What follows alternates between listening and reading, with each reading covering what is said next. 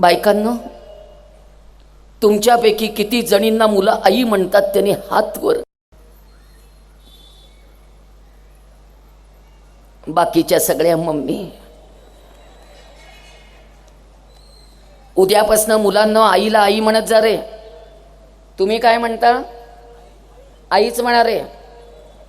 आणखीन एक प्रश्न पुरुषांना विचारते, तुमची बायको तुम्हाला घरात एक नटी म्हणून हवी आहे का मुलांची आई म्हणून हवी आहे? पुरुषांनी उत्तर द्या. बाहेर उभं राहून ऐकताय भाषण. कोण पाहिजे? आई पाहिजे. मुलांची आई पाहिजे घरात, मुलांची मम्मी नको. परवा मला एका बर्थडे पार्टीला बोलवलं होतं, पुण्यातल्या नातेवाईकांची पार्टी. आता शेवटी काय करते, मी म्हटलं मी अशा पार्ट्यांना जात नाही. पार्टीला मला बोलवलं. 2 वर्षाच्या बाळाच्याही जीन पॅन्टमध्ये, 4 वर्षाच्या बाळाच्याही जीन पॅन्टमध्ये, 6 वर्षाच्या बाळाच्याही जीन पॅन्टमध्ये. ते 2 वर्षाचं बाळ लागलं रडायला, मम्मी मम्मी मम्मी. त्या लेकराला कळेना हो आईला कुठे पकडावं, पदरच नाही. ते एकदा पॅन्टच्या खिशाला लोंबकळते, ते एकदा पॅन्टच्या बेल्टला लोंबकळते आणि ती ओरडतीये, ए यू ए यू. म्हटलं ए यू काय, उचलून घे. उचलता येत नाही. म्हटलं कळलं. आईचा पदर संपला.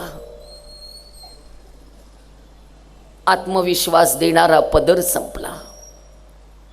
गरिबीत सुद्धा स्वाभिमानाने जगायचं असतं हे शिकवणारा पदर संपला. धर्मावर प्रेम करायचं असतं हे सांगणारा डोक्यावरचा पदर संपला.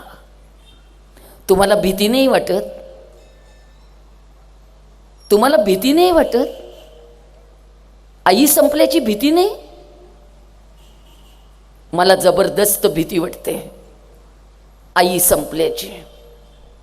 मला घराघरातनं आई संपायला नकोय म्हणून माझं खरं सुरू आहे एवढं बोलणं. आम्हाला आमची आई हवी आहे हो. आम्हाला सगळं स्वतः छान संस्कार करणारी आई हवी आहे.